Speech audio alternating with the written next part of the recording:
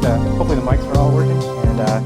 And I'll give you just a real quick one to touch on what Vic talked about. I think business is an interesting space, right? If you can stay in your career path and you know kind of where you want to be, what I found is I've had 4 or 5 different careers already, and I just turned 40. And I know some of you look up like I just turned 40. I mean, I started with GE. GE got bought by Lockheed Martin. They bought GE Aerospace. And then I started a company right at the beginning of the dot-com boom, and then VeriSign bought my company for $70 million. And then VeriSign's stock split 4 times, hit 259. My acquisition became a $1 billion acquisition, and I was 23. And when all that happened. And then some other friends started another company. I hopped on board with them. They got bought. By the way, between the time of starting Secure IT and starting being part of Internet Devices, Secure IT got bought by VeriSign. 20 months of operation for $70 million. Within 2 years, $1.2 billion acquisition for me.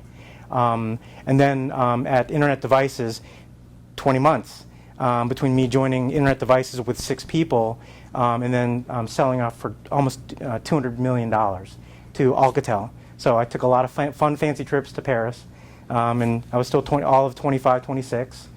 And that's been my career. And ever since then, when 9/11 hit, the economy went down. And from the startup world perspective, I actually realized, even in my 20s, that do I do another startup with the economy kind of being shaky, or do I want to be with people like you all? The CIOs, the CFOs, the CEOs in Atlanta. I wanted, as a young man, I realized I wanted to get closer to you all because I wanted to know why you're buying technology, how you're getting investment dollars from your CFO, that 3-year-old argument video you just showed me, right? How are you getting investments? How are you negotiating that? Because I knew I wasn't old enough and I didn't have the experience in large enterprises, just GE and Lockheed, to really learn how to negotiate and then sell and market my position as a security leader. So I became a chief information security officer.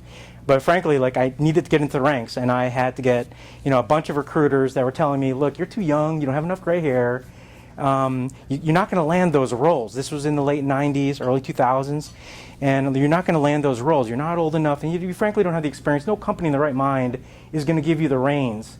And so, I joined Scientific Atlanta as the chief security architect. They didn't have a CISO because it was very nascent then in the late 90s, early 2000s, to have a chief information security officer. And so I paid my dues, even though I was already a multi-millionaire, right? Because I sucked it up, and I did what it took to advance myself within the executive ranks within a large established organization. And Scientific Atlanta was already a 50-year-old company. I came there at their jubilee, their 50-year anniversary, and I said, you know what? Take all that stuff that you've just done in the startup world, and I'm starting over again. And so I figured that's a good way to start and present who I am in this. But then I went on to Cisco bought Scientific Atlanta for $7 billion, so that was nice too. I had stock. And then I went to Dell, and I became the youngest internal. It was before they had a CISO, but I became their youngest security leader ever, Fortune 25.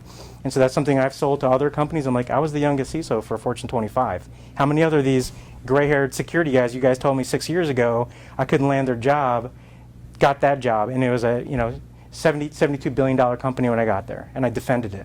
Large team, large global team, and that opened the doors for all sorts of stuff when I got to Dell, and I knew it. Watch this. It also, I was in my early 30s when I did that, early mid-30s, and I had a young kid, and I looked at my wife, and I'm like, look, we're going to move from Atlanta, which is my core base. I had this huge base of people that were here, and we're willing to move. So again, I sucked it up, and I did what it took to go get that next level job that was going to give me a bounding point to go open up every other door that I wanted for the career that I wanted. So I moved. Again, I was already a multi-millionaire.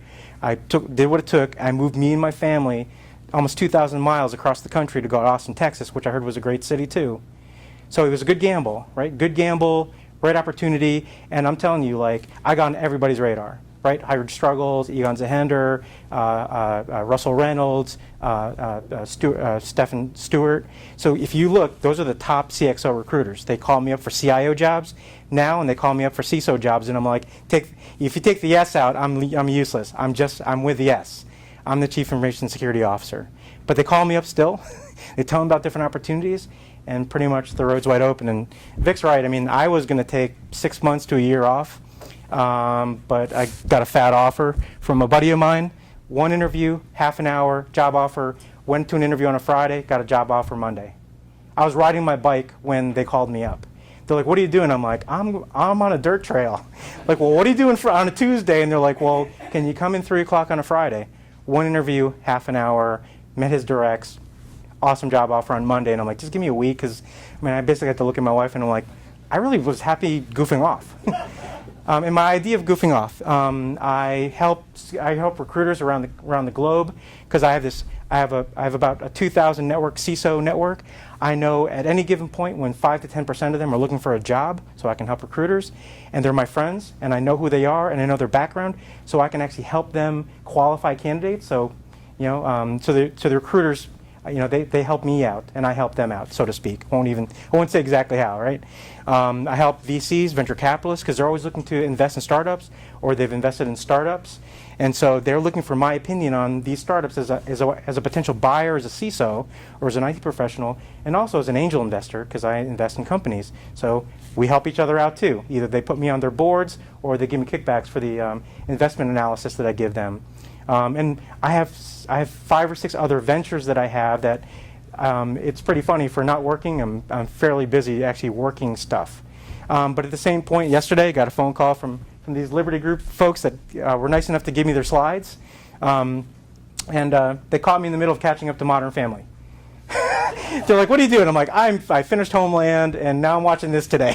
And so that's basically my life. It's just, I'm trying to have fun, but be really awesome at what I do and love it. If you can't tell, I'm enjoying life, and I love my career. And my career is it's security. And so with that, I want to educate you all on this topic. And hopefully make this interactive. If you got questions, I don't want to stand up here and bore you, but I do have to special thanks to Kirsten Todd and Roger Cressy from Liberty Group Ventures.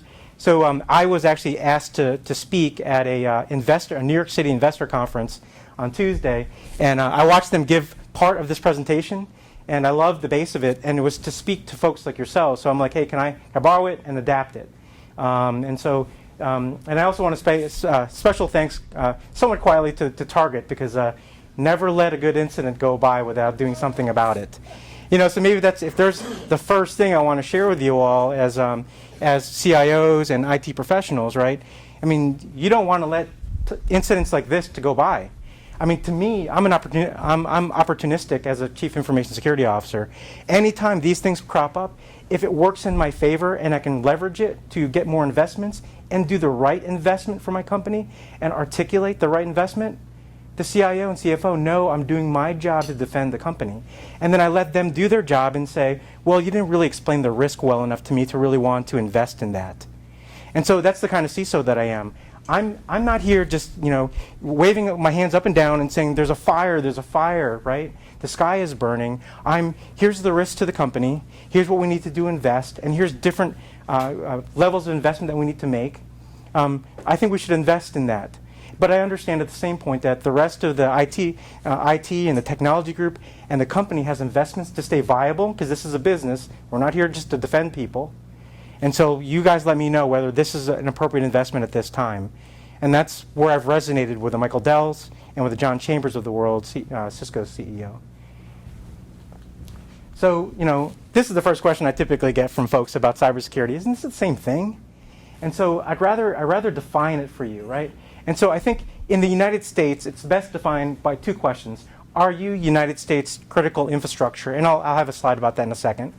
And then the second one is really kind of where the money is, right? And I'll read it because I think this is very impactful, right? Do you have physical or virtual systems and assets so vital to the U.S.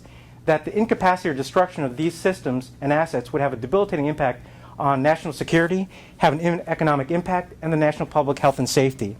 So I'm going to give you 2 examples merged into one conversation.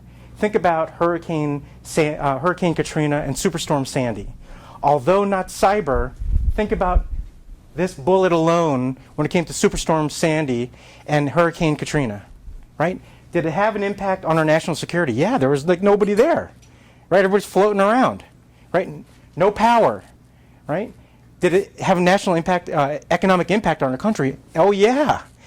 I mean, it was billions of dollars impact to the country to do cleanup work. They're still, I was just up to New York on Tuesday, they're still cleaning up Sandy. And does it have a public health and safety, right? Now let's bring that to the world of cyber, right? If somebody can turn off, and I'm not naming names to name them per se, but just give an example that comes close to home. But what if somebody turned off all of the power to Southern Company or Georgia Power during the last ice storm earthquake? That was like, what, 4 weeks ago? Right? I mean, people are going to die, right? People are going to die, and there's an impact monetarily, there's an impact to public health and safety, and there's an impact because roads aren't passable, except if you're the mayor, and you can get the police escort up to, sorry, Weather Channel. But there's an impact. And so that's how you need to look at it. And I'm going to give you one example, right, with cybersecurity. At the end of the day, who would have thought that somebody, a manufacturer in China, would sell us these dollar toys and put lead paint in them, right? Who would have thought that somebody would have put laced Tylenol with cyanide? And cybersecurity is kind of the same capacity. And so, as we're all getting older, maybe these kind of hit home. Who would have thought that somebody that had created an insulin pump, had Wi-Fi on it with no password and very little encryption on it, that somebody that was a hacker that had one decided to take it, put it down, tinker with it, and from 2 miles away, connect to it and send it, if he was wearing it, what was equivalent to a lethal dose of insulin. We found out a year later you can do that with pacemakers.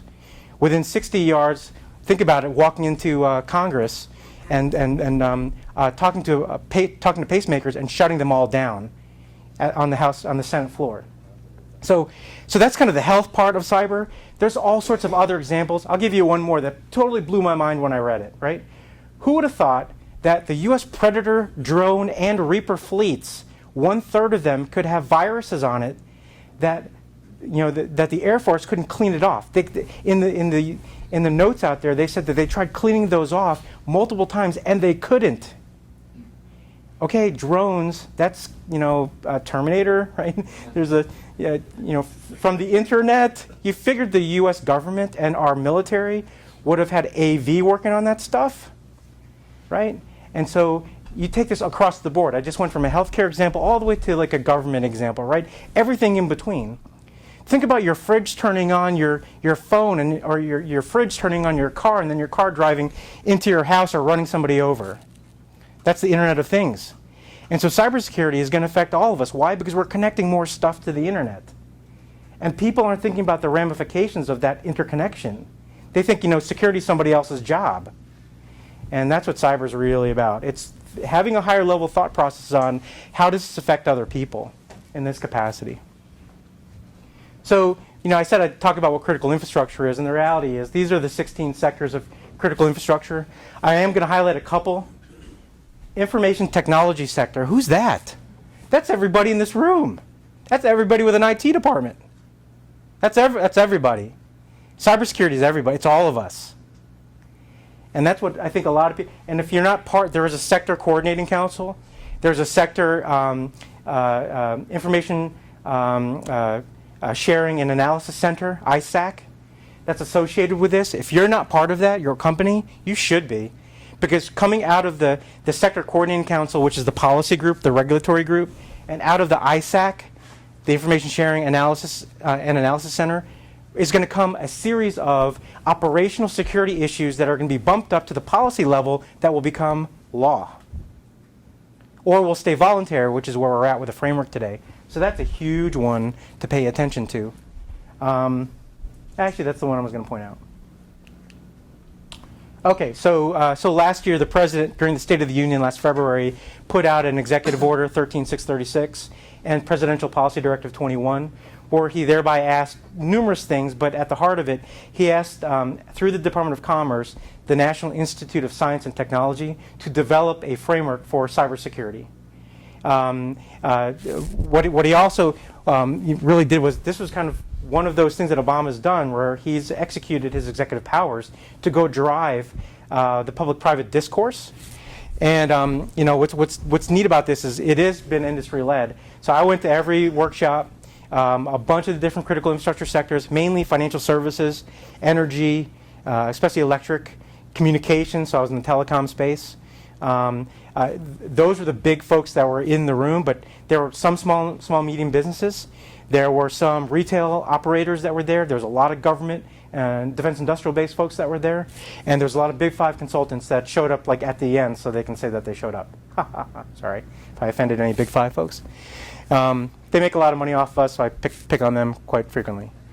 In the process, 10 months, 5 workshops, very transparent, took over 12,000 comments, and then huge collaboration between NIST, the White House folks, and the Department of Homeland Security. So not going to bore you with the details, but at the high level, the framework really kind of set the stage for how do we simplify cybersecurity activities. Any of you already familiar with COBIT and COSO? So that's like a management framework, right, from a group called ISACA. ISO 27001. There are over 3 dozen security standards out there. There's half a dozen certifiable standards that are out there. So the problem is, so I'm a security person, and I've been watching it now for the last 25 years when the internet opened up to e-commerce, and it's confusing, right? I mean, what do we do? How do we deploy it? And if you've ever wondered where your security people are saying, well, we need to have a password that's 8 characters to 12 characters, alphanumeric, uppercase, lowercase, where do they get that? From these 3 dozen standards. But see, what the government said, our government said was, well, there's just too many. And we need to figure out how to simplify this and start setting a basic set of expectations. And that's what this does. And what they did was they created this functional framework around identify, protect, detect, respond, recover, IPDR. And most of you have probably seen this as IT leaders. This one's probably new, identify. And I was actually happy when I saw that. It started with the word know, K-N-O-W.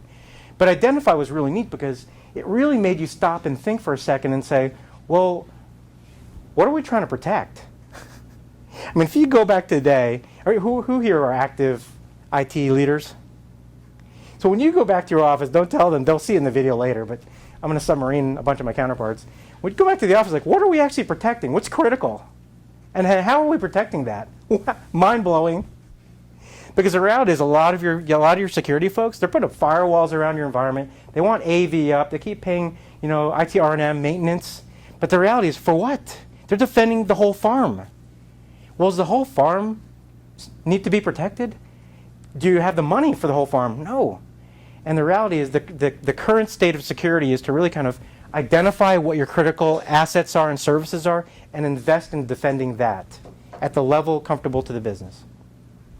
And then there's a way to measure it. And so I put these up because we've all seen these little circles, and then we've all seen these little spider charts. I like this one. I mean, there's different ways to do metrics, but I like this one because this is where you're at. This is where you want to be, right? Here we are. Here we want to go, right? Current state, target. I'm just saying it all. So some people see it in bar charts. Some see it in line graphs. This is very popular with the Big Five organizations as well. But what NIST really set down to do is to finally solidify what the basic expectations are and then how to measure it. And then they set a profile. So this was kind of neat because they didn't want to say one size fit all. And so they established profiles because every company is unique. You all are beautiful snowflakes. So you have the opportunity with the profiles to say, well, what kind of company are you and what are you trying to defend? And then custom fit the tiers and the index to really kind of be more for just you all, so you can be, for yourself. What I think is 3-4 years from now, we're all going to find out there's a lot of similarities with a lot of companies. How do I know that? I've been at 10. I'm about to go to my 11th. My defense strategy is roughly the same. But I know what my assets, I find out what my assets are of importance. I find out my critical assets. I find out what my critical services are. And that's what I'm defending. That's what's different with me. I'm not just throwing up firewalls to throw up firewalls. I mean, obviously there's maintenance that we have to deal with, but I go back line by line and say, is this still important or do we consolidate? Do we need to have 1,000 internet connections, cable modems around here when I was at Dell? Or do we just need 10? And then so part of my job is like, let's consolidate. And isn't simplify one of the mantras for IT shops in the last decade? And so I've been kind of helping CIOs recognize simplification of IT. So really what the framework's about, I think I kind of touched on already, it's creating this common language. And what's interesting is for cybersecurity is they called out 6 prominent security standards. COBIT 5, ISO IEC 27001, NIST 853, the SANS 20 critical controls, and for SCADA, the ISA 62443, which is new. So this is like SCADA systems. Just to kind of get you up to speed, SCADA systems are these actuators and valve systems that will move a valve. Think like you're a dam. It's what closes the dams. Nuclear facility, open and closes facilities. So they're kind of the physical actuators that can move stuff. That's really what SCADA is in layman's terms. The objective, too, is to really change behavior in most companies. Because let's be honest, I mean, look at Target. Again, try not to pick on them, but they're a great example. I'm not going to waste it. They had multiple security teams spread out throughout the entire company, no single chief information security officer, no centralized security leader, but they did all they could. Baloney. And they said that in Congress. CFO said it, CEO. Fines are coming. Class action lawsuits will be successful. They did not do all that they could do. The reality is when you have multiple organizations that are driving security, you're playing tug of war. Right? And I think figuring out how to gain some kind of, you don't have to have one, but gain some kind of balance so that somebody's driving the ship. How many CIOs do you want? How many CEOs of a company do you want? It's the same thing with security. You have to have a common objective. Yep. In fact, on Target, I heard yesterday FireEye actually came out and said, we warned them about this and they did nothing. So that's a big disclosure. Yep. So, and so that's one's huge organizationally. It's huge as well at the CFO, CEO, and at the board level. Who knows? I mean, if you're publicly held, you know that the SEC instituted 4 years ago some rules and restrictions. 11 years ago, other rules and restrictions. So the SEC breach reporting guideline, disclosure guidelines, and then 11 years ago, Sarbanes-Oxley, SOX, our fun. And to be honest, the reason why I jumped into all this cybersecurity framework development was Sarbanes-Oxley. That doesn't work. That's a paper exercise. I waste a lot of time doing that. Okay, PCI. Okay, that does secure the company, and it's probably one of the better ones to secure a company. But if all these things are mandated, I'm going to be wasting a lot of time, and there's a ton of audit fatigue I'm going to go through dealing with all this junk. So the more this stays voluntary, and we actually put out the right voluntary procedures and expectations, we're going to be way better off. And then there's an opportunity, because the Department of Commerce is driving this through the President and the White House, we may be able to make the regulators kind of take it easy on the rest of the security regulations that are totally taking us away from security and moving us towards compliance. And that's secure, and compliance is not security. And so that's that big change, I think. That second bullet is a huge one for me. It also is trying to wake up all the critical infrastructure operators. So again, I was at Cox Communications, internet, phone, dare I say video, right? Because video turns off my house and everybody feels like they're melting down. There's no TV. Loss of economic impact, public health and safety. But it's really getting an understanding, are you critical infrastructure? And to be honest, like DHS is supposed to reach out, but the reality is if you're interested or you're concerned, you should reach out to DHS. And there's a lot of local contacts, a lot of DC contacts. If you want later, I'll give you some if you want to reach out to the DHS folks. What's great about it is it's supposed to apply from a market-driven approach using cyber risk management. So what's neat about market-driven is, okay, so let's pretend we're a startup company. Let's name ourselves Skype, right? And we're going to sell, a video and communication service. So we're just a startup. There's like me and my two buddies in our garage. Who would have thought, right? 18 years ago, that was like a multi-billion-dollar company that has hundreds of millions of people using it worldwide, and governments can tap into it.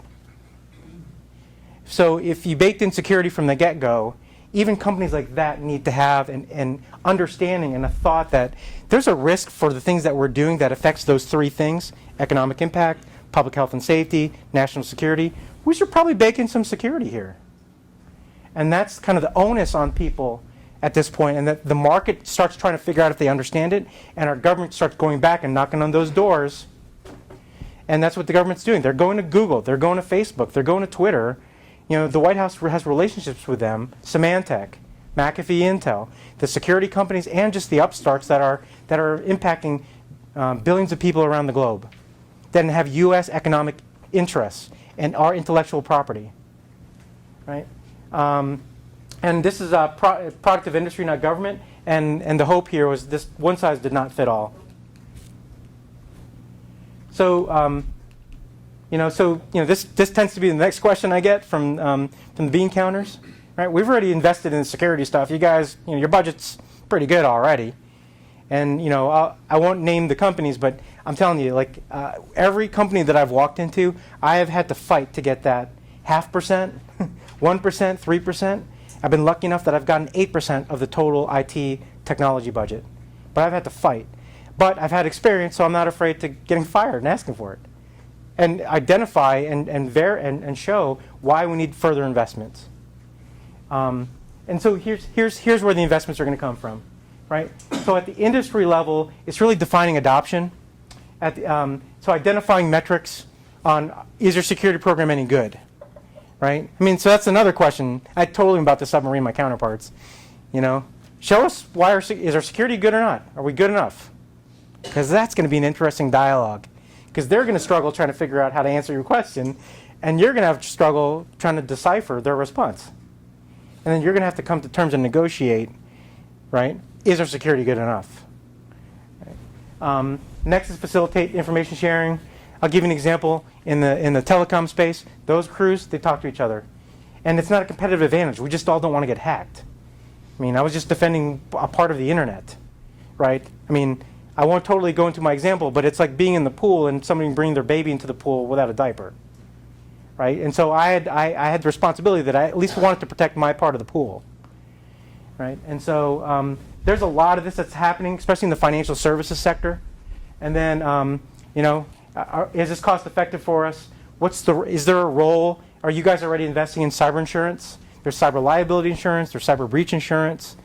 And just to kind of give you that in a nutshell, that is all really around, if there's a breach, somebody has to do an investigation, and then somebody has to notify our customers, and then somebody has to be on a phone line when the customers call, and then somebody has to offer them this credit monitoring services stuff. That, in the least, is already millions of dollars if you have a breach over X number of people.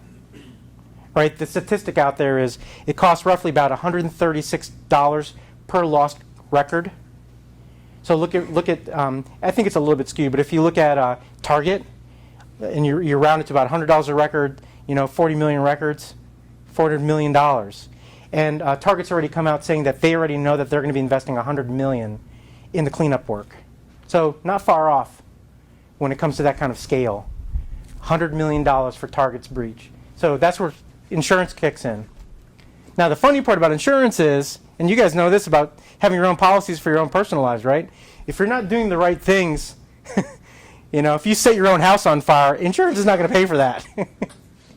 If you leave your house door open and go on vacation, and you live not in a neighborhood that is known for crime, they're not going to pay for that, right? So you have to be doing the right things or have defensible practices that when they ask you what you've done, they still will pay out. I'll give you an example. Sony in 2012. Sony had 12 breaches in 2012. They were all SQL injection off the internet, web-based attacks. 12. They came out and said that their breach was going to cost them something like $200 million. And their insurance company was Zurich. Zurich, after the 11th breach, filed a counter lawsuit to Sony so they didn't have to pay for their insurance because they cited the negligence.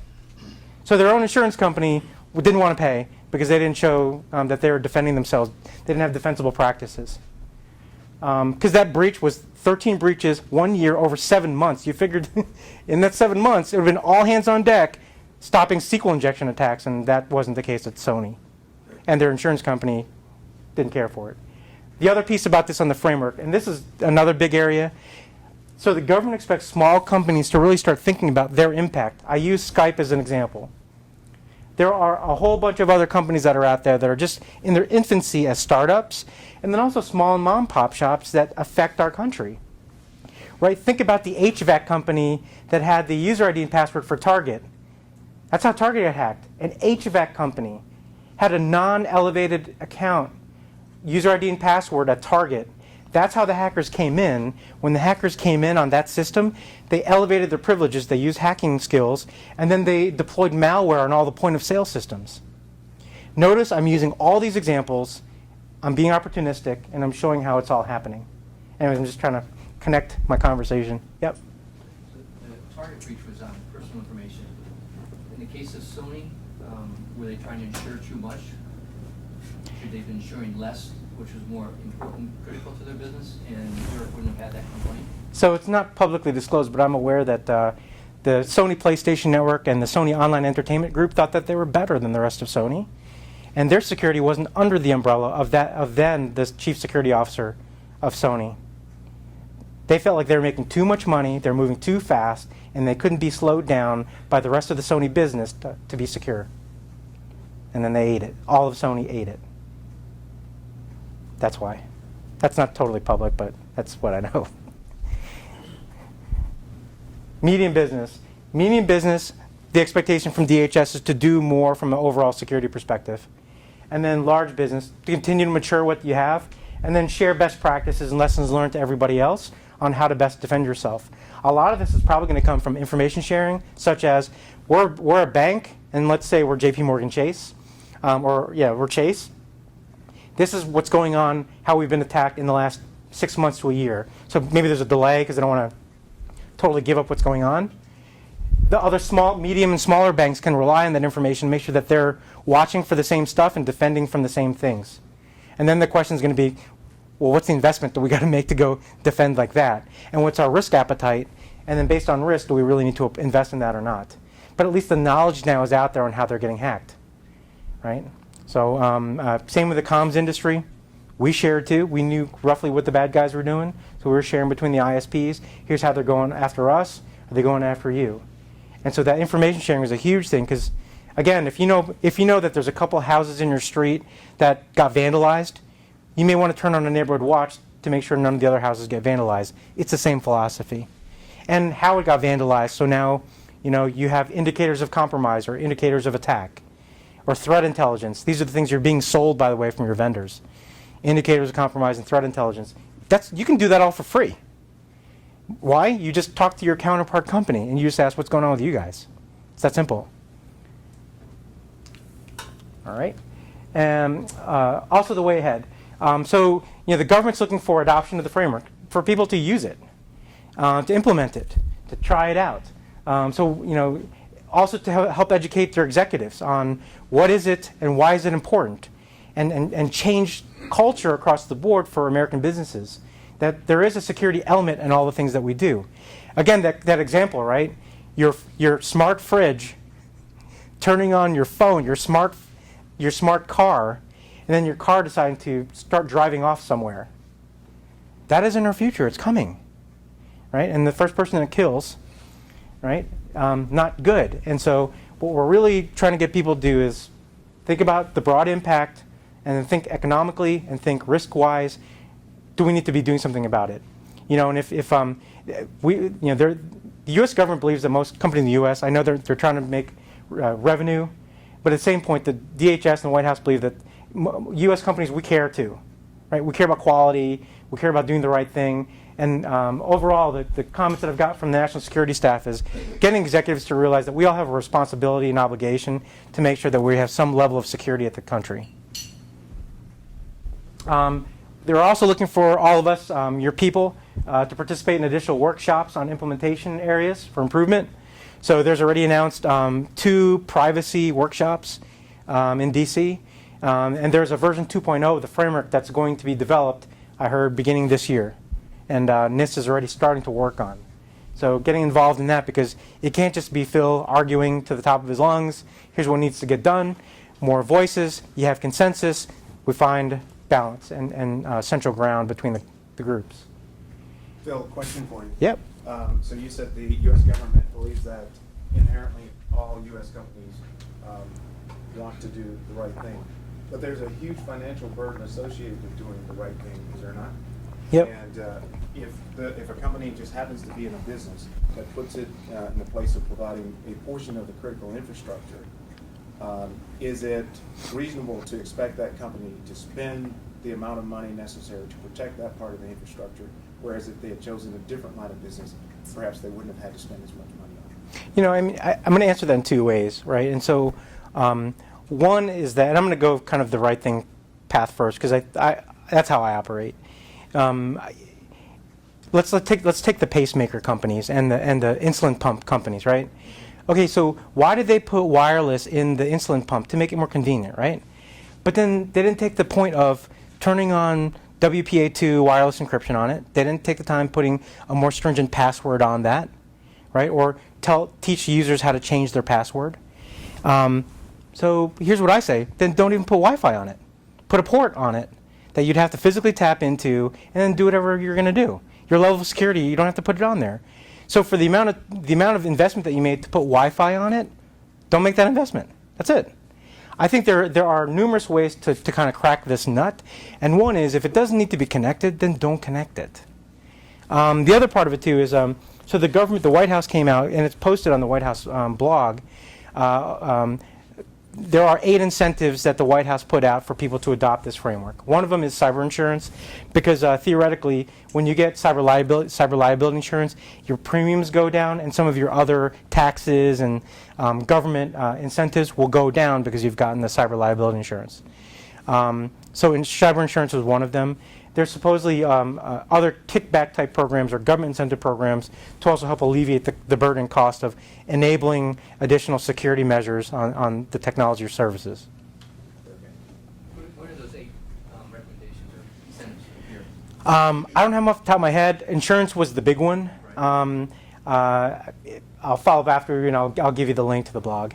I found the NIST framework, so would you be connected with that? Would they issued a sort of comment to, here's the framework description? Yep. I mean, so yeah. Reasons you ought to adopt this? Yeah. So if you actually Google like 8 incentives for cybersecurity framework, it should pop up within the first 5 searches, 5 links. Yep. To what degree does a company's awareness or adoption and so forth of cybersecurity measures, is it being looked at as one element of valuing a company's market cap?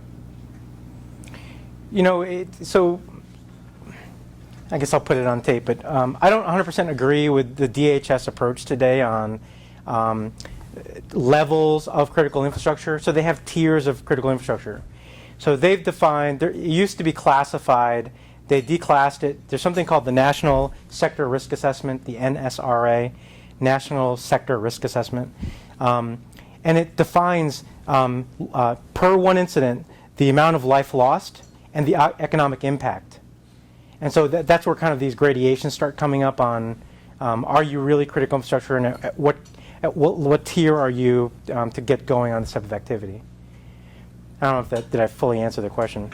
Sort of. Let me try to put it in a more concrete way. Suppose some major investor, Berkshire Hathaway, for example, is looking at making a big investment in some particular company. Do they look into the company's cybersecurity as one way to decide whether to make that investment or how much risk they're willing to take in that sort of thing? I mean, predominantly the answer is no. But there's been a couple of examples where, especially when the effect to national security for the U.S., yes, it's happened. I mean, if you look at, there's a company called Checkpoint. SourceFire. They're a U.S.-based company. They do intrusion detection systems. They're the ones that invented something called Snort. It's a free intrusion detection system. Most of the U.S. government uses Snort. Checkpoint was going to buy them, I think, like 8 or 9 years ago. Checkpoint is an Israel-based company. And so the U.S. government was a little queasy on a Israel-based company owning an intrusion detection, a sniffing company, and they blocked the acquisition. Luckily, 7 years later, SourceFire this past year got bought by Cisco. So kind of stunk for SourceFire, but eventually another U.S. company bought them out. So, Phil, if I were going to buy a company as part of my due diligence, how much emphasis should I put on whether or not they are prepared from a security perspective? You know, I enjoyed my time at Cisco, and I think they had it done right. I mean, they were doing at any given point 4 to 6 acquisitions a month in my time there. And they had a security due diligence process, and they had a security integration and an IT integration process. And I think that was right. There's some due diligence work. There's questions that have to be asked. And then when you connect them up, you don't just connect them up willy-nilly. And there's some procedures that you should follow to make sure that they come onto corporate systems, or if you separate but equal, and some security in between and monitoring. So there are, you can't just, open the door and let anybody come in. So if you were advising one of these VC firms on buying a company, and you went in and you looked at that company and you could see a huge delta between where they are and where they need to be, would you tell the potential buyer that this company is worth less because of that deficit in terms of their security readiness? I've done that before to my detriment, yeah. Michael Dell bought 8 companies in my time, and they were all SaaS, cloud providers, software as a service providers. And I'm like, look, when we put the Dell meatball on this thing, these guys are open season. I'm not liking their security. It's not good. We've only been here for a week, and we own the place. And Michael's like, great, thanks, shut up, get out. So, and then and integrate them too. And I'm like, okay, we got some work to do, guys. Yeah. Okay. Now I answer your question. Isn't that the essence of the issue, that in terms of all these security issues, you want to be among the leaders but not first, because the guy who's on the bleeding edge of implementing this stuff, he can't afford to be in business because he's operating under truth. So you want to be, unfortunately, semi-compliant enough to pass audit, but not more Catholic than the Pope, so you can still stay in business. And that's the downside. Yeah. How do you balance those things? And I use the words defensible security, and I think the easiest one is how you guys have always government intelligence. No. But no. When I say defensible, I'm talking about court of law. Yeah. And this is how you guys have all trained me over the last decade, which is, okay, Phil, if we get hauled into a class action, this is actually the first question: what are my peers doing? Right? And that's how I can answer them. Like, no, nobody else is doing this, and then I'm ahead. Or Home Depot is doing this, SunTrust is doing this, Equifax is doing that, Cox is doing Enterprise, Communicate, and I can name the companies because I'm buddies with all those guys. Right? And so that is how I've been operating now since you guys all, rewired me in 2002 and I got to Scientific Atlanta. That's how I got rewired. When you're talking about guys that already got there, as opposed, that's like the U.S. putting environmental cleanup things on China when they're trying to get there. When you're already you already made it. Now you can afford it. But all the guys that are coming through that process, they can't afford it. And that's where all these problems come. A lot of them, because they get embedded in your systems, and that's. So but the funny part is, you'd think Target is one of the largest retailers in the world. Yeah. You figured they'd be no. And again, if you look at my bio, Cisco, Dell, no. Yeah, unfortunately. Not until I got there. Yeah. So, you'd like to think. So there's a couple of questions I'm starting to have you ask your people when you go back, right? So one is, how are we doing compared to my peers? What are my peers also doing? What are their investments like? So that starts getting a sense of defensible security, right? Because we're kind of matching ourselves up to other people that. Reasonable man. Reasonable, right? And then now you're going back. The first question I told you to ask was, how secure are we? And then negotiating on. Somewhere in that dialogue, you're going to start getting to your own truth. Like, we're secure enough, or wow, we're destined for Target too. I don't want to be Target. I don't want to be Sony. I don't want to be Lockheed. I don't want to be Symantec. I'm naming big companies. Nobody. The whole reason why cybersecurity is going on is because what the government and the White House says. Even the largest of the largest companies, our security sucks.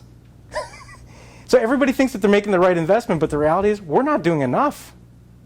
As a country. I think you had the next question. Well, it's interesting. This is around valuation and indemnity. The practice lead at Kilpatrick Council in Stockton would say that they're pretty advanced in cybersecurity law. Gave a sort of a view on law and cybersecurity, and his opinion was that, and I think he came from this. I might be underestimating. John Neiditz? I think that's correct. Yeah. Basically, you're going to be breached. But what you want to really protect are your IP, your intellectual property, your trade secrets, and of course your PII. And, you know, assume the other stuff is gonna be in trouble, but you, as a company, you need to make those the safest. So I think that's sound generic advice. Here's where I think the beautiful snowflake concept of companies is a good thing to have, though. So not every company has intellectual property. I mean, you know, like at Cox Communications, right? We provided voice, video, and data internet, right? Company was getting into cloud.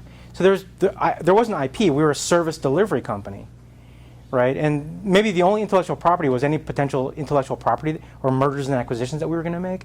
But once we made those, like Time Warner getting bought by Comcast, for example, right? Right. But once that's a one and done kind of situation. So you can defend that one little piece of IP, but the rest of it is actually service resiliency, right? It's business continuity is what the investments were really at Cox.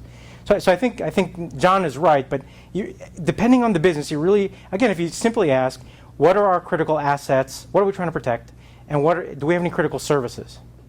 And really around revenue generation, right? What are we in the business of doing? And are we defending that revenue? And I think that's the better way to defend. That's how I defend. I think you're next. So now let's talk about what's the risk of being a CISO?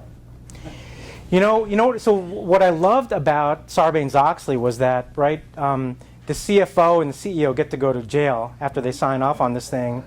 So, you know, we're doing all the due diligence, and we're with internal audit, and we've got compliance, and, you know, a lot of winking going on. But the CFO and CEO are ultimately the ones that have to sign on that thing, right? Enron, MCI WorldCom, they went to prison, right? I'm not necessarily saying I'm a fan. I shouldn't take that back. Please hire me someday. But I think eventually CISOs will have some obligations as well. I think CIOs are going to be the next ones to take on cyber responsibility. I think they will be. I'll give all kudos. My last CTO, CIO, Kevin Hart at Cox Communications, he came in, totally cleared the path, and invested, asked really great questions, invested some more, and he was the one that was kind of clearing the path for me to go get the job done. So I think, you know, a committed CIO, CTO is probably the most responsible because they control the big budget, aligned to every other technology spend, and cyber is the internet. So I think a CIO actually would be the better one. So I think you're next. Yes, thank you. So I had the pleasure of listening to General Ronnie Hawkins of the government, DISA, Department of IT, Yep, DISA. Army, speak about cybersecurity. And it was mind-boggling what the Army is doing for the U.S. around the world and how far ahead they are. And I asked him the question, as we interact with other countries, represent a company, what does that mean when we compare the U.S. framework versus working in Asia or Africa? And his perspective was, I'm defending the U.S. You know, that's a commercial question. So I'm asking you that same question. As I look at this framework, I'm thinking, if we try and roll that framework out and we have operations in Asia, Europe, and other places, do we have to integrate with their framework somewhat to make sure we're not breaking? Because I could see Asia already having a different demand than Europe. So here's the beauty about this, right? This wasn't to create anything new. It was to consolidate and simplify all the different security standards that are in existence. And up on that board, there's one that's internationally certifiable, and it operates in Asia. Awesome. It's actually a national standard in Japan, ISO. It's a national standard in 4 countries. And so I'm an ISO fan, yeah. And so the reality is, I think at the end of the day, more and more companies that are following these internationally accepted, certifiable standards, maybe you don't even have to go to the point of being certified, but you get to the point where you can become certified. You're certified ready. That's what I'm coaching my friends. Like, become certified ready. So get those investments, put the right pieces in place, put kind of the surveillance mechanisms to continuously verify that you're in the right place, and you're going to comply with everything else going on there. The second half of the question, answer to your question too is, so in the workshops, I happen to be buddies with the ISO crew, so they were sitting in the audience with me for all the workshops. The British Standards Institute was there with me. BSI was there with me. Abu Dhabi's IT general, whatever, czar was there. I mean, there were other countries that were in the workshops quietly listening and watching and taking notes. So we believe, and the British Standards Institute has already contacted me. They've analyzed this, and they're going to take it and morph it into their own, but it'll have a lot of similar elements.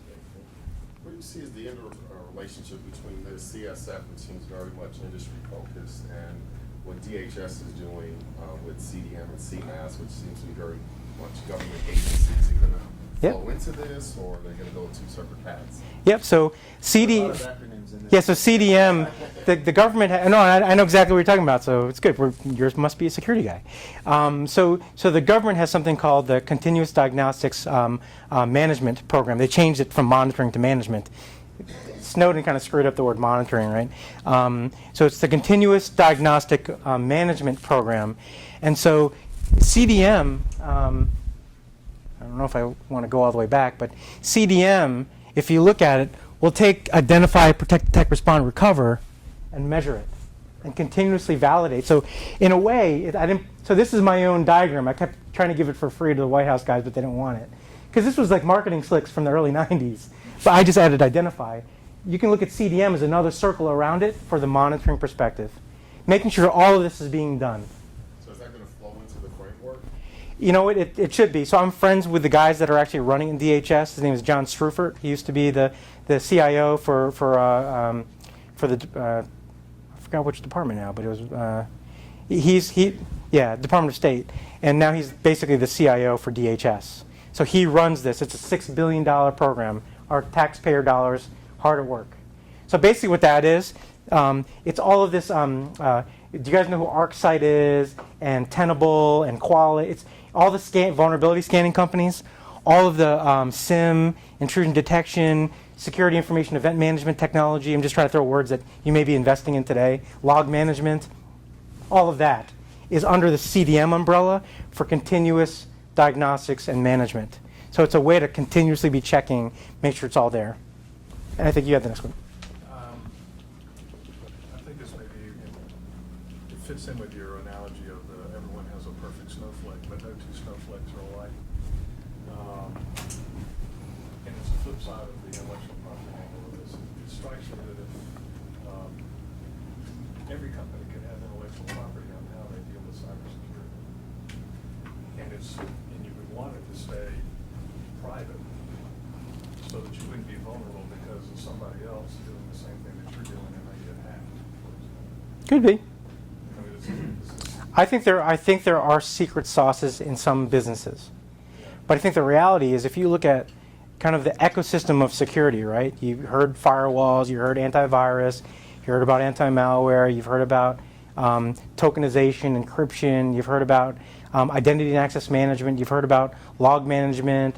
I'm just naming stuff. Web application firewalls, application security, and then underneath that you can give a whole cadre of vendors, right? Pretty much everybody's using the same stuff. right, and that makes it vulnerable. But here's the thing, right? So this is about setting the basic set of guidelines. Because once we build everybody up to have that basic type of hygiene, that secret sauce on top of it, fine, keep it yourself. That you tokenize this and you do that.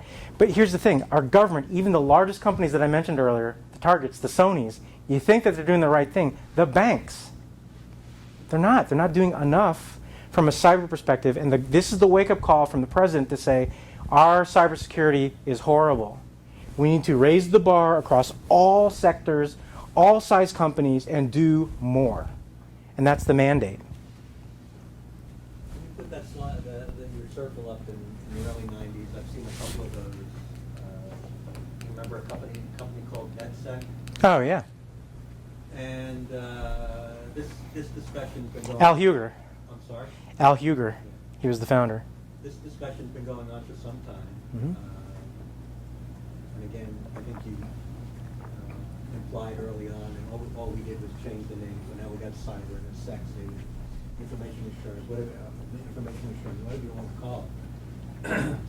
There's been presidential directives. There's been a lot of push out of, even before DHS was invoked. What do you think is different now? That this is going to be a call to arms, if you will, because we're looking at. I did a presentation last week with ANSI. ANSI's looking at this. ANSI's an arm, Yep. American arm of ISO. And we're not getting it. The message doesn't seem to resonate. We talk about Target. We talked about TJ Maxx how many years ago? Right? You mentioned the Sony stuff. So why? What do you think is different now? Yep. So, when more and more is interconnected off the internet. More of it is connected to more than just lifeline services for the U.S. More of it is affecting individual public health and safety. And so we're at the time where pretty much in everybody's pocket is at least one, if not two, smart technologies, right? Well, right now I could probably be listening to every single one of your phone calls and recording it. And so it's the realization of that. Will companies ever get it? I don't know. But here's what I was selling at Cox before I left, right? In the next 3 to 5 years, if we don't act now and show a level of defensible security, it's going to become a regulation. And do we want to deal with more regulation from the FCC? No. Let's make the investments. Because here's the funny part is, for the most part, I wasn't asking for more money. I was shifting the money that was already being invested into more focused, targeted, that affected cyberspace. Cyberspace, it touches on privacy. It touches on data protection, intellectual property protection. It touches on general information security. But it's focused around economic impact to the country and our own company, public health and safety, and national security. And what a better, more noble approach to go focus our investments. And what you're saying is absolutely true, because I'm sure you're aware in the EU right now, they're considering very hard, and they're trying to push through legislation, whatever they call it over there. A breach will be followed by fines up to 2% of your global revenue. Yep. So, I mean, that's a big impact. And it's back to the global questions that you guys had, right? I mean, there is a global impact. I mean, if you think about it, Edward Snowden, not going to the politics of it, but the reality is what he exposed was the U.S. government has so infiltrated U.S. technology that guess what's going on? In Brazil, in Germany, England, other countries are trying to nationalize their own technology capabilities, their own internet, to move away from U.S. interests. And so the reality is, everybody else is upping their game around us too. So do you want to be that kid on the block with a one-shot Nerf gun, or do you want the 50 shooter? By the way, this is the other thing I've been doing with my kid on my break here. Like as soon as he gets home, I put on my stormtrooper helmet, he puts on his Darth Vader, and we go out to the neighborhood and we go after all the other kids. I'm only 40. This is what you do.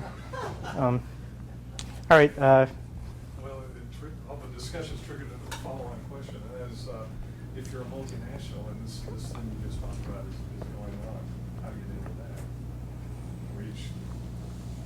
The EU's doing their thing, we're doing our thing, the Chinese, of course, are doing something else, trying to buy both of those. Yep. So back to beautiful snowflake question, right? I mean, what's defensible security? So you can't just do the one size fits all Kilpatrick approach, and when you really look at it, you have to say, where do our economic interests lie at this company? Where's the risk to our business at this company? And then what are defensible practices security practices we have to take, and investments from a business perspective, and now invest wisely in the right geography and then in the right people, process, technologies, practices to make sure you have the right level of cyber. That's my best opinion. I would be, typically when I look at my teams, and like I put a big map of the world and the company that I'm at, did that at Dell, did it at Cisco, did it at Cox, and I'm kind of like, okay folks, here's the business, here's our revenue generating businesses that we have. Where did I get that from? I sat on a monthly and quarterly all hands with a CFO as a senior executive at Cox. He gave what our business impact. So me as a CIO, like I'm supposed to be a clown, right? I'm just a security wonk. But I'm like, here's our financials. Here's where our money's coming from. Here's the lines of business and the BUs. That's how I did security at Cox. Because I knew where our investments were coming from. And then I went back to the CIO. I'm like, here's our investments. Here's where we have gaps. And here's where our security is good and bad. Here's where we are, where we need to be. And here's what the targeted investments look like. And here's our roadmap. And here's how much I want, CapEx and OpEx. And here's my 5-year plan. I have a 10-year plan too, but you're going to choke on that. So I'm just going to show you my 5-year plan. Oh, trust me, when I got to, I'm done with the 5, and he's like, why does it keep, and I'm like, because security is a journey. It's not a destination. I'm giving you 3 to 5 years. I mean, some CIOs, I'm just giving a 3-year view because they're like, how much more do you want to spend? I'm like, it keeps going. Because, I mean, think about, people are kind of like, well, you know, how do you stop the security stuff? I'm like, crime has never ended. Crime's been around since Adam and Eve. We stole the apple. Crime's never going to end. You know, and that's the nature of security. Security it's not a destination, it's a journey. So hopefully you see I have themes. So that's how I coach you guys back at these different companies. Like I give these themes. I'm like, I'm not trying to spend more money. I'm trying to wisely invest our money so we don't end up in the press and I land another job when you decide to fire me. Right? Because that's my hallmark. Everywhere I've been, oh, real wood. Everywhere I've been, they've not been hacked in my time there, and up to 3 years after I've left. So I still have a clock going on Cox, but I've not anywhere I've been not been hacked yet. Yep. Just a couple of comments on this gentleman's comments. Anyone in this room affected by Target's breach? How were you affected? Credit cards. Your credit cards. But that's it, right? You didn't get a financial because there's no The rest credit of cards. the rest of the shoe hasn't dropped. Yes, You exactly. think? Oh, absolutely. Well, so credit cards is a funny animal, though, to be honest with you. It's a funny animal because there's no real incentive, really, for a merchant to do the right thing other than to kind of bogus their way through a SAC, right? That's the report you got to give back for your annual assessment. Because the reality is, once you have that breach of your credit cards, you reissue new credit cards. Now, the merchant will pay for those new credit cards, so it's in it for the merchant to do the right thing because they got to pay for all the replacement cards. But then now you look at your investment, your risk strategy, right? Does it cost more just to pay them one at a time? It happens once every 50 years, or keep investing $10 million, $20 million, $30 a year to defend this stuff. And what I'm seeing is a lot of businesses just say, screw it, we're just going to wait till we get hacked. TJ Maxx, Heartland that you brought up, those were like 10 years old, so I didn't bring those up. I brought just the last 3 years up. But let's just deal with the immediate impact and let's pay for the breach at that point and we're gone.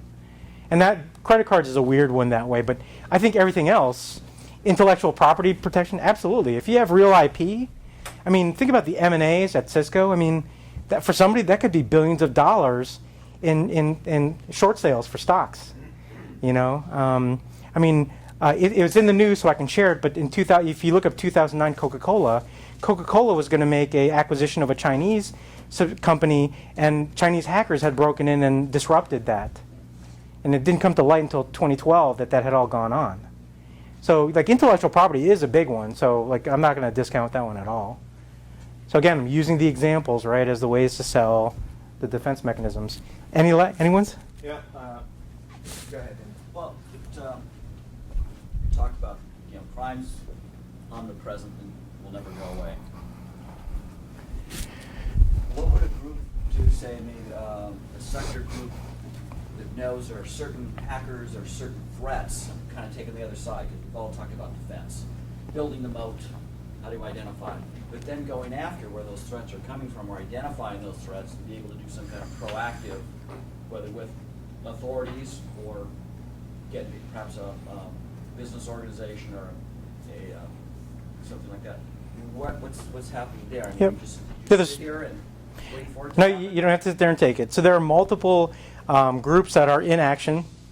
So the Information Sharing and Analysis Center, the ISACs, that represent multiple sectors. There are different ISACs that you can go report issues. DHS is part of that. Interpol is connected to it, Secret Service, FBI, CIA, all of the US, and then Interpol is international, right? And so there's that group. There's another group there called the NCFTA, the National Cybercrime Forensic Technology Association. I'd say it really fast and think at the top of my head. NCFTA, National Cybercrime Forensics Technology Association. So they've been knocking down cybercrime like crazy. So they helped Auto Traders. Auto Traders, part of the Cox family, take out a cyber ring in Estonia just last year, or Slovakia, which is one of the Eastern Bloc countries. So there are groups that are out there that are actively working with international legal organizations to go after the bad guys that affect specifically your sector, your market.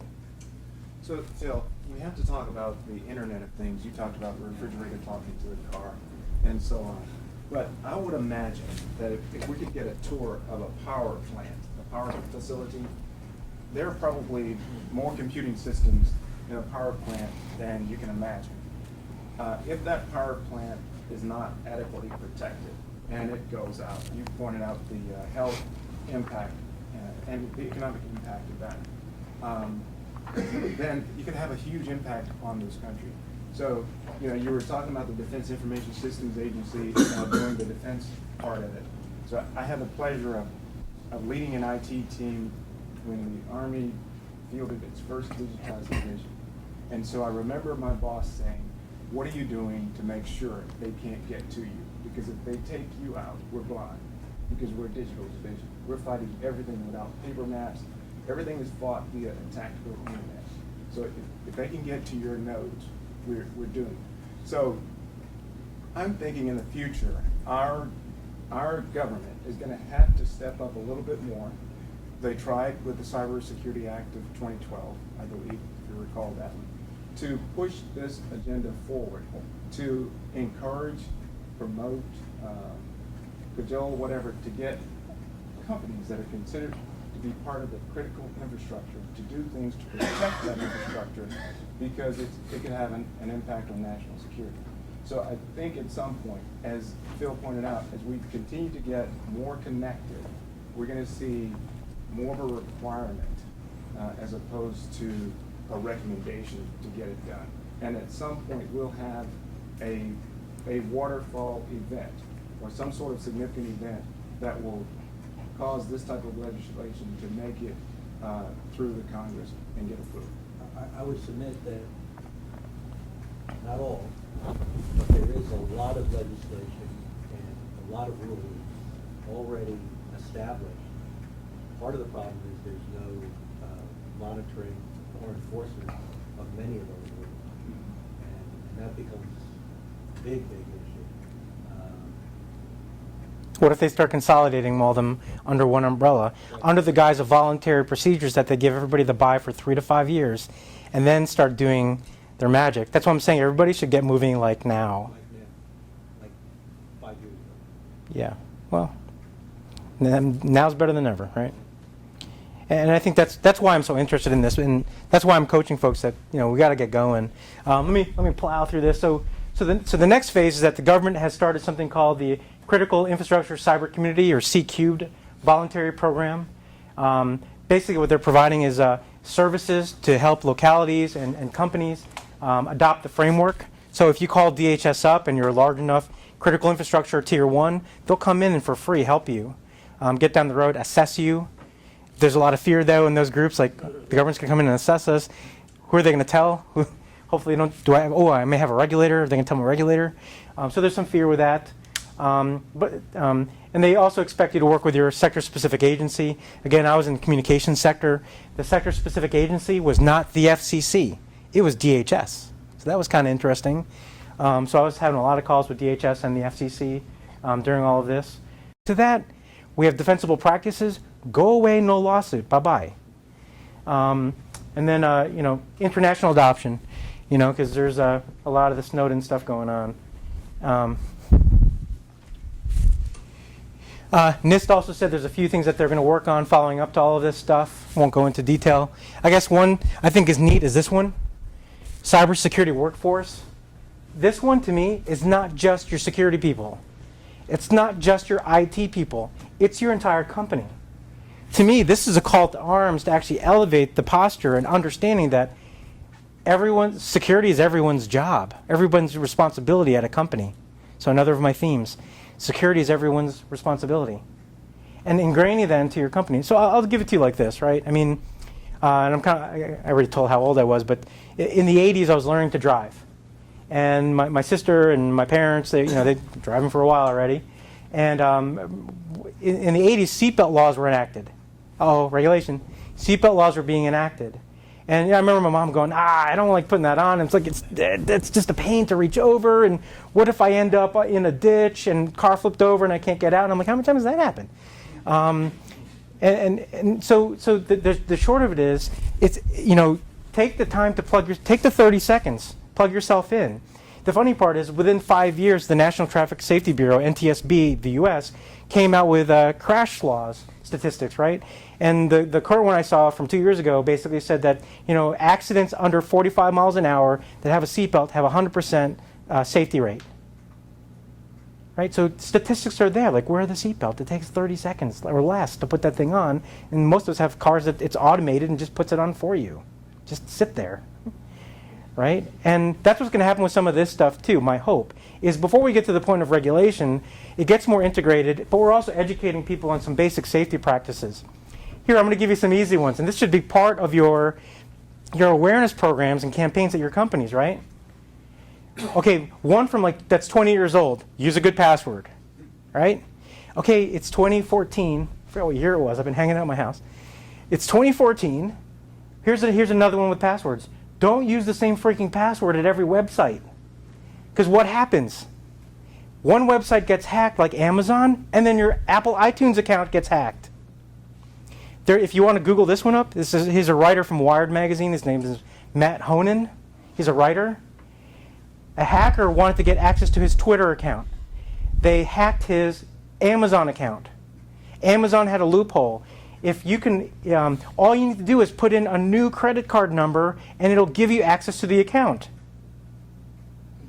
So yeah, they changed that. It's not there. Well, when they got access to that account, that was his Apple iTunes account.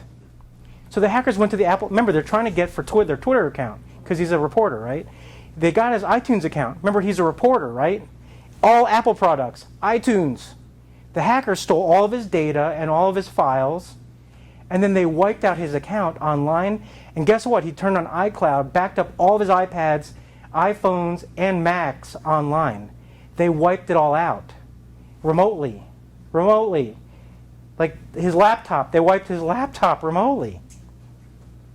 Oh, and that also was connected to his Twitter account. His whole digital life was erased. So, wait. Don't use the same password at every website. Do not use the password at every... I'm going to give you an easier one. Do you use the same email ID and password to where you do your banking and your credit cards and where you make your payments? As some of the blogging sites you go to, as some of the sites you read at, your corporate stuff? I mean, you may want to have different kinds of accounts and maybe use different emails based on the type of things that you're doing. And then I'm going to give you a third thing. You may want to use a password wallet because who the hell is going to remember all of those passwords? LastPass is for free. LastPass. And they give very cheap, I'm not even paid, I should get on their board, really cheap enterprise licensing too. LastPass. Yes? Yeah, when you think about cybersecurity and your IT structure, and you think about a typical company that may have a couple thousand employees, it used to be everything was centralized, timeshare. Then everything went out to laptops.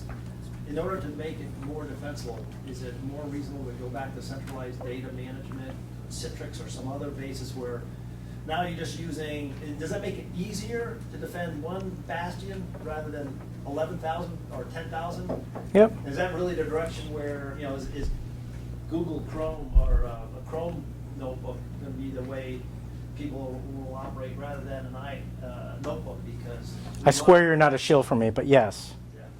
So I was very fortunate when I got out of got out of college that GE hired me, GE Aerospace and Lockheed Martin, because they had mainframes. So I was waiting in a leper colony before I got my TSSCI. That's my top secret, segmented compartmentalized information secret, clearance. I got to do mainframe security for 8 months. And so I got to see how mainframes worked and the security around that environment. And then client server was around right at that same time. And then cloud. And so and now you have all these virtualization technologies, virtual servers, virtual desktops. Right. And in the ecosystem, in the direction where you're talking about, absolutely. Because basically that's kind of a hybrid mainframe mentality, using client server and cloud and remote mobile strategy to effectively defend a data type. So when I said, John Knight had said Kilpatrick was right and a generic response, but the reality is if you have intellectual property to protect, there are specific data types like M&A data, board of directors data, you're going to want to have in that centralized strategy like that, that's its own remote accessible, but there's nothing else that touches it. I do that with credit cards. Just did it at Cox. We tokenized all of our credit cards. So we took away all the stuff that was in scope, and we encrypted and tokened all the credit card numbers and put them in a safe zone, a safe area. And really, I told my folks, I'm like, all right, every gun, every eyes watching all the windows and doors, if you see any credit cards that are going out of here, shoot. Because before, it was, I won't say how many, tens of thousands of credit cards on this one database that were all encrypted. But if you had root access, you could unencrypt it as a root admin. So you could take all those credit cards and just dump them right back out. So a hacker knows where to go. They go to that mainframe, dump it all out, decrypt it, and they're gone. Versus someone that tokenizes it in a simple spot, and it's got 4 different keys and multiple, I won't say how many they have, multiple zones to get through before you got it. And I have all my guard dogs and all my folks just staring, ready to blast away. I'm like, so I looked at Kevin Hart at Cox, and I'm like, no one's stealing that. If they do, fire me. Because that's just too hard to get. They're just going to go next door and get it from Intercontinental Hotel Groups. Oops, they did. Job safe. You know, I just did that. Yeah. You'd made reference to Internet of Things, and then just before that, the cyber workforce, that security is everybody, and we kind of learned that. The behavior change, BYOB, so get to the mobile side. When we say, Internet of Things, that means it's all the mobile network. Getting people to then take ownership. Now, this is my phone, my tablet or my laptop that I'm connecting to your corporate network. Oh, I just lost it. By the way, I had everybody's social security number because I'm in HR. Oh, it was my computer, so maybe I report it, maybe not. Maybe you have a really good mobile management platform, maybe not, etc. What's the advice to manage or get that change of reference by the employees when they're now owning part of, physically owning and financially owning part of your infrastructure? So let me answer your questions in chunks, right? I mean, my first question is, like, first of all, why do you have a social security number on your personal machine? And if you do, okay, fine. If you do, I'm going to go back to what he basically said. Is there a way that you can kind of minimize the impact to you, and using, virtual desktop and remote infrastructure to connect to it and grab it? That's the better way, because at any given point, I can log and authenticate. You're getting access, and I can log and authenticate when you're downloading it back to your own machine. And then I can put a digital watermark on that if I want to, because there's rights management technology out there where I can start putting meta tags on specific data types, like credit card numbers or intellectual property. To be honest with you, from a convenience perspective, the horse is already out of the barn, right? I mean, all of our executives, CEOs, board of directors, they've already been using iPads for almost 10 years. Figure that, right? Almost 10 years. And so the convenience is already there. So that horse is out of the barn. Bring security back into a place where there's some modicum of security. It's going to be a little bit inconvenient and not necessarily native to the native environment. So personally, me, I don't think that the corporate answer is totally there today. I think there's a security answer, and then that's me negotiating with my business leaders whether they're willing to live with that or get out of my office, which is what I've heard before. They've told me that they've used the F word too, but it's my job. My job is to defend the company, right? I'm not doing my job if I don't articulate what are the risks and what are potential countermeasures. And the good part is, like, okay, I'll get the hell out of your office. I'm gone. But it is my job to articulate that, and I'm not afraid to say it. So I don't think there's fully an answer for your question. All right. Okay, next step for you, the money slide. Okay, have you or have your folks engaged in the cybersecurity framework development? Version 2 is being developed. Get involved. Increase senior leadership and board engagement on cybersecurity. You got to go to your board. This presentation will be freely available, so feel free to just take this and use it at will, internal to your company. All right. They need to know what's going on. As senior executives, technology executives, promote and integrate the culture of cybersecurity. I gave you one example about the passwords and using them at multiple sites. You all need to help evangelize these messages and more to your people, right? I mean, I was pretty stoked. I mean, the company that I'm going to, I just did my background check yesterday. I walked in at their HR. They had this thing about phishing. They had a poster on phishing. I'm like, cool. I walked into an HR office. There's a phishing thing. Awesome. And I was sitting in, when I went into their greeting area, their front security person, who was not G4S or contracted security, he was one of their own employees, was issuing out guest Wi-Fi. And one of the questions he asked was, is it for the day, the week, or the month? And I'm like, cool, there's some security here. I don't have to do that. So if you ingrain a culture of security, I'm going to a bank. If you go to a culture of security, getting people to find out what those key messages are, so what you have to, so here's my thing then. In order to ingrain this as a senior IT leader, you guys need to work with your security leaders and say, what are our core messages to the whole group? What do we got to communicate? I just gave you a couple. Passwords, not reusing them, right? Don't give them out. Don't use the corporate one on anything else, right? So you got to figure out what those messages are that are going to resonate as well and that people can actually do. Because right now people say like, well, that's the struggle with one of my tenants, right? Security is everybody's responsibility, and they're like, okay, what do you want me to do? Now you have to tell them what the 3 to 5 things are that will resonate with them and that they can actually do something with. So this one's huge. If you ignore all of my stories and jokes for today, please go out, be a security leader too. Target. I thought I was self-serving when I put this on there, especially when I may not have been employed. But I think that one's just huge. I think you need to have, maybe not a CISO necessarily, but you need to have a central, you need to have one neck to choke. You shouldn't have 13 of them, or 9, or 10, or 5, maybe 2. But too much more than 2, then you're playing tug of war, and you're going to have cruddy security. It's just over and over again. I've seen that. Hire somebody, a leader there.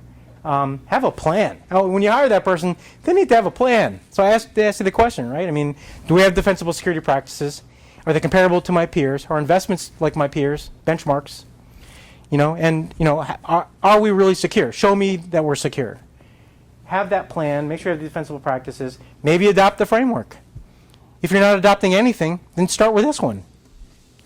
And then target really kind of, that's like another wake-up call. Third-party security. Again, how can an HVAC company with no escalated privileges, supposedly all they had was a user ID and password to the billing system, and it was remote access using Active Directory. First of all, you don't give Active Directory credentials to anybody for remote access. That was very 1997. You need to have some kind of multi-factor authentication, right? Oh, by the way, I'm going to take a step back here. Does anybody here not have a Google account, Yahoo account, eBay account, Amazon account, PayPal account, Facebook account? Not have one. Okay, did all of you turn on multi-factor authentication? You need to turn on multi-factor authentication or else you become Matt Honan. So multi-factor authentication on all those websites that I gave, Gmail, Google, Yahoo Mail, Live Mail, Amazon, eBay, PayPal, Facebook, LinkedIn. You connect in with your user ID and password, just using an email address and a password, and it'll give you a challenge response. It'll send a text back to your cell phone, which hopefully is in your pocket or your purse, or your MERS for some of you. Sorry. Right? So, but it's two-factor because it's something you know, something you have, right? And so you have your phone. And it'll, even if you gave somebody your password, they still can't log in because they need this challenge response number. It's all for free. Now it takes me back to here. Well, wait a sec. If Gmail, Yahoo, eBay, Amazon, Facebook, LinkedIn can give you a free multi-factor, two-factor authentication, why don't you? Wake up. You got to invest in that technology for all remote access. If you're doing remote access today and you only give Active Directory, you're not defensible security. And I'm going to say that directly into the camera. You don't have defensible security. Class action lawsuit coming your way. Because that's just bad security in 2014 and forward. Bad security. Stop that. Grow up. So third party, at least that. There's a whole thing around third party, by the way. Contracts, right to audit, right? All that stuff. And cloud. By the way, I'm a founder from the Cloud Security Alliance. There's a thing called the Consensus Assessment Initiative Questionnaire. It's a questionnaire with about 100 questions that you can ask any third party about their security practices. It's meant for cloud companies, but it works just about on any other service provider that you have. It's called the CAIQ, C-A-I-Q, and it's called the Consensus Assessment Initiative Questionnaire. Consensus Assessment Initiative Questionnaire. And you can find it at cloudsecurityalliance.org, cloudsecurityalliance.org/CAI. So it's a great questionnaire. And then, measure your security's effectiveness. I showed you the one spider graph. That's one way. And then there's a bunch of other metrics that go along with it, how you got to those. So measure your effectiveness. Again, ask your security person, how secure are we? What else do we need to do? What's our roadmap? And the last one's really there for the CFOs. I mean, like you weren't investing wisely before, but I would be asking harder questions out of your security people. And I'd be, as a CIO, I'd be asking questions and partnering with your CISO, not be adversarial on making wise decisions together. And here's some of my tenets to kind of share with you all that you can use to communicate back to your organizations at the board level. Look, getting hacked is not a matter of if, but when. And I will stop here. What happened to the CIO at Target? She's gone. So that's a great one right now to go back to your leadership and say, look, it's a matter of if, not when, because we're going to get hacked. Okay, your job will be safe if you're not negligent and you have defensible practices. That's the caveat to that one. So now you must invest wisely and work with your security leader to invest wisely. Implement defensible practices. That only works if you're doing the right thing. But I use that. That's how I pretty much introduce myself. And I know if I should get fired immediately or not, because they're like, what kind of security guy are you? I'm like, look, I mean, most security systems are made insecure. I'm just using vendor off-the-shelf technology because it's cheaper, simplified, and it's all hackable. But I'm just trying to minimize the impact. So that's a huge one. To your management team, and I gave this one earlier, security is a journey, not a destination. There is a continuous life cycle of investment. At some times, we'll be investing more, sometimes less. Let's work on when that is. And to everybody, security is everybody's responsibility. And I stole this from DHS. Stop, think, connect. And I love this one. Stop, think, connect.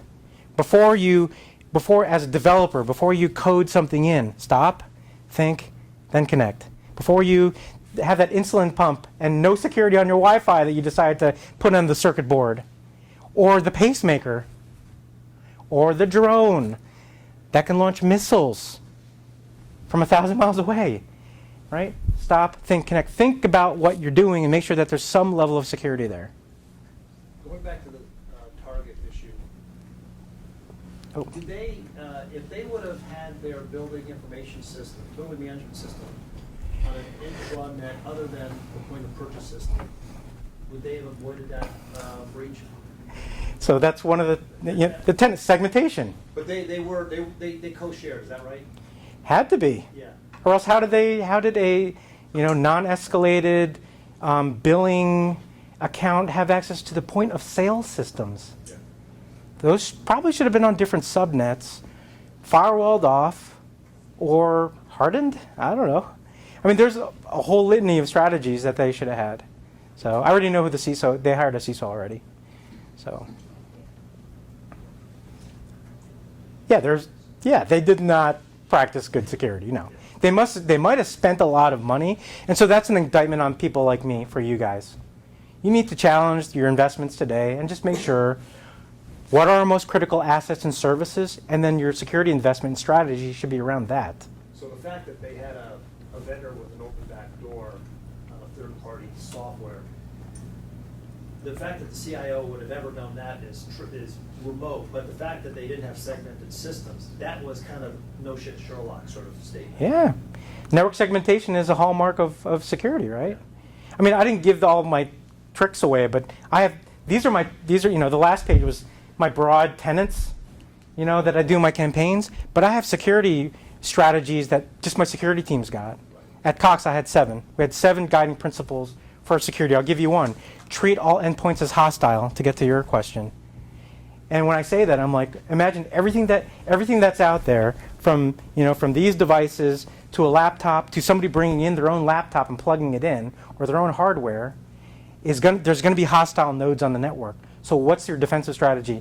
Collapse to one of my other strategies, collapse to a core, internal segmentation, much better watching, my tokenization strategy. I mean, you're getting a sense of what my 7 strategies were at Cox.